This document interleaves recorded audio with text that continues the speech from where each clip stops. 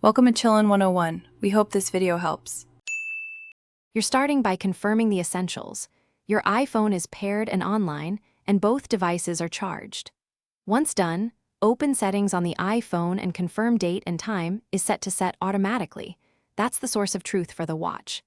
Make sure location services and network access are active so the phone can fetch the correct time zone. This step prevents conflicts and keeps your watch synced to official time servers before you adjust anything on the watch itself.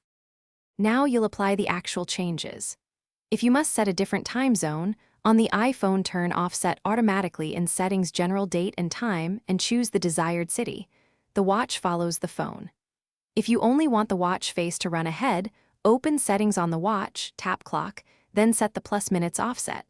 This only changes display time, not system time for alarms or messages. Make sure both devices are close, so the new settings propagate cleanly. Finish by checking every watch face and alarm to verify the displayed time and scheduled items match your intention.